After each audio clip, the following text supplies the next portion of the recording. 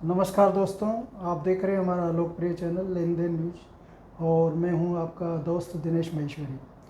दोस्तों, काफ़ी समय से आप सोच रहे होंगे कि सरकार ने सोयाबीन का समर्थन मूल्य भी बढ़ा दिया और खाद्य तेलों की इम्पोर्ट ड्यूटी भी बढ़ा दी, लेकिन उसके बावजूद भी किसानों को सोयाबीन का वाजिब दाम नहीं मिल रहा है।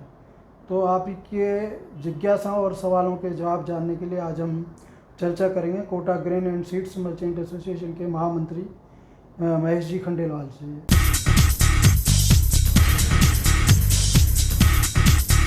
महेश जी नमस्कार। नमस्कार साहब। महेश जी, जैसा कि आपको पता ही है, आप रात दिन मंडी में रहते हो किसानों के बीच में, तो ये सोयाबीन के भाव समर्थन मूल्य के बावजूद भी बार बार नीचे क्यों आते जा रहे हैं? इसका कारण ये है साहब कि लगातार प्राइस जो है इसकी इसलिए गिर रही है कि फॉरेन मार्केट इसका डीओसी का सपोर्ट नहीं कर रहा। अच्छा। तो सोयाबीन के अंदर मैक्सिमम 80% डीओसी है, 20% ही तेल है। ये इतना सपोर्ट भी तेलों की वजह से इसको मिला हुआ है।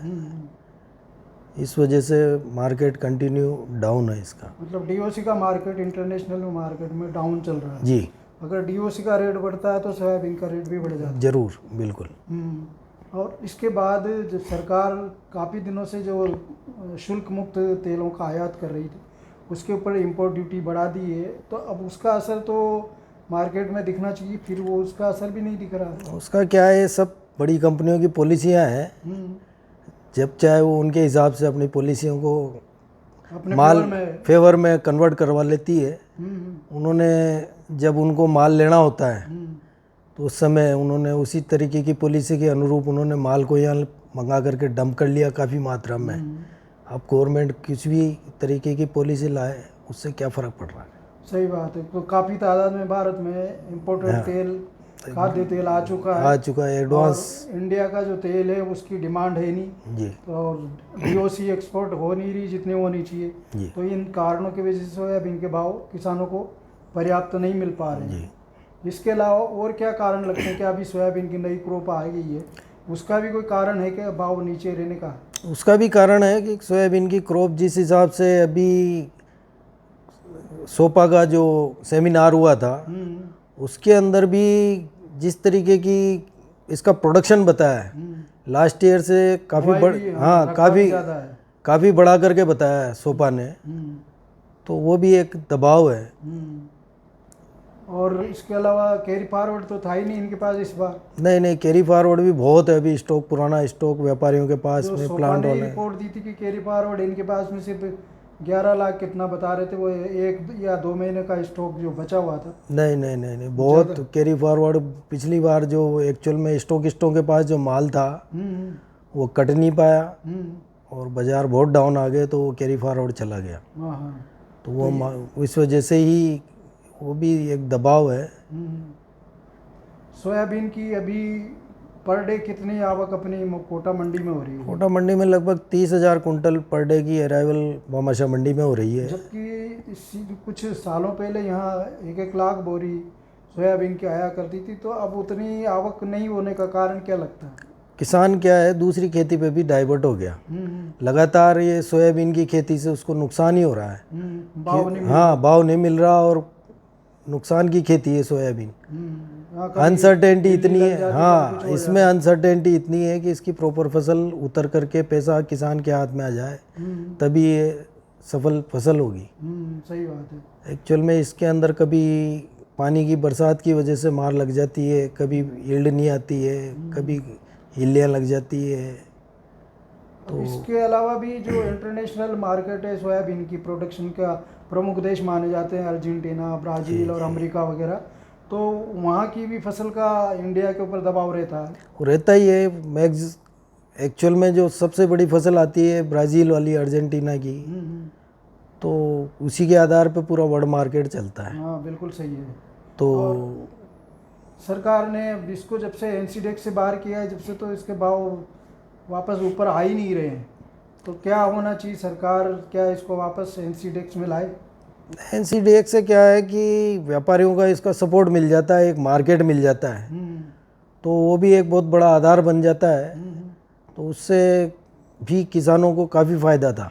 तो अब अभी जो गवर्नमेंट ने इसका सोयाबीन का सपोर्ट प्राइस तय किया हुआ है उससे कितना नीचे चल रहा है बाजार? उससे लगभग 400 से 500 रुपये कुंटल नीचे चल रहा है। गवर्नमेंट का सपोर्ट प्राइस नियर अबाउट 4900 रुपये, 4892 रुपये। हाँ, 4892। और मंडियाँ बिक रही है, दड़ा जो मंडियों का बन रहा है वो 4400-4450 रुपये का दड़ा बन रहा है। तो लगभग 500 रुपये कुंटल डाउन है। और मिलर्स की रेट भी यही चल रही है प्लांटों की? हाँ, प्लांटों को तो एक्चुअल में डीओसी के हिसाब से, तेल के हिसाब से परचेज करता है प्लांट तो जो उसको मार्जिन उसमें मिलेगा उसी भाव पे प्लांट वाले खरीद करेंगे। ये व्यापारी समर्थन मूल्य हाँ कुछ भी हो उसमें तो जिस हिसाब से जी मार्केट में, इंटरनेशनल मार्केट में मार्केट की डिमांड होगी हाँ उस हिसाब से। हाँ, तो मांग और खपत के हिसाब से जो भाव में उसकी प्रायोरिटी में आएगा उसी हिसाब से प्लांट वाला व्यापारी कोई भी ट्रेड करेगा तो उसी के अनुरूप तो करेगा। अभी सोयाबीन में कितना % नमी चल रही है? जैसे अब नई क्रॉप है तो सोयाबीन में अभी जैसे नमी वाले माल लगभग अभी लास्ट में क्या है, कटाई के टाइम बारिश हो गई थी तो नमी तो अभी आ ही रही है और नमी वाले माल ही ज़्यादा आ रहे हैं। सूखे मालों में पोजीशन है ये अभी जो 4500-4550 का मंडी भाव और अच्छी क्वालिटी। बाकी 4000 रुपये से लेकर के 42-43-4400 रुपये मंडियाँ बिक रही है। उनमें नमी आ रही है 10 से 15% की। तो ये तो हुई सोयाबीन की चर्चा। अब सरसों की भी अपन इसलिए चर्चा करें कि हाल ही में सरकार ने रबी की जो फसलें थी उसमें सरसों का भी समर्थन मूल्य बढ़ा दिया है जी। लेकिन उसके बावजूद भी मार्केट में भाव बढ़ने के बजाय सरसों के भी भाव लगातार गिरते जा रहे हैं। उसका क्या कारण है? उसका कारण एक तो जो ये सरकार की जो पॉलिसी है, जो सरकार माल अपना बेचती है तो ये मार्केट हाँ नेफेड वगैरह इनके पास जो स्टॉक था उसको एकदम से इन्होंने कम किया है तो उसका प्रेशर भी एकदम बाज़ार में आया और भंडारों के अंदर जो माल था वो भी बिक ही रहा है। आज स्टॉकिस्टों की वजह से वो भी बिकाऊ है। तो अभी तो नई फसल आने में वैसे काफ़ी टाइम है, जनवरी फरवरी में जाके सरसों की नई फसल आती है। तब तक के प्लांटों के पास में क्या स्थिति है? सरसों के जो प्लांट चलते हैं उनके सरसों का इतना बड़ा स्टॉक नहीं है ट्रेडर्स के पास में और प्लांटों के पास में तो बाकी गवर्नमेंट के पास काफ़ी मोटा स्टॉक था। तो अभी जो त्यौहार आ रहे हैं त्योहारों पे बाज़ारों को कंट्रोल करने के हिसाब से सरकार ने अभी काफ़ी माल मार्केट में सेल किया है और बाहर का जो महंगाई पे नियंत्रण करने के लिए सरकार ने अपना माल निकालना शुरू कर दिया। माल को बाज़ार को समान भाव रखने के हिसाब से गवर्नमेंट टैकल करती है, उसी हिसाब से उसकी पॉलिसी के अनुरूप उनका सक्सेस है मामला।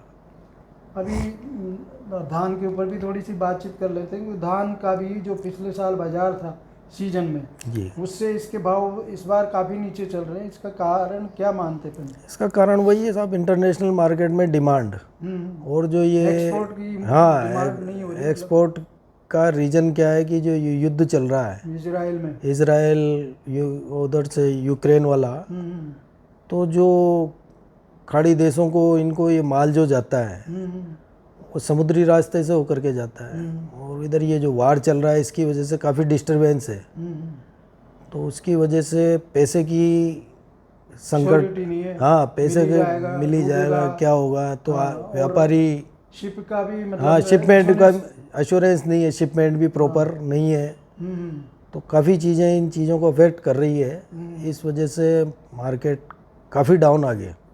इसके अलावा पैदावार भी क्या पिछले साल से ज़्यादा है धान की? धान इस बार किसानों ने काफ़ी, पिछली बार किसानों को अच्छा पैसा मिला था इस वजह से काफ़ी मात्रा में धान की फसल है और प्रोडक्शन भी अच्छा है तो लेकिन डिमांड नहीं होने की वजह से चावल में ये तकलीफ़ आ रही है, बाज़ार बहुत डाउन है अभी।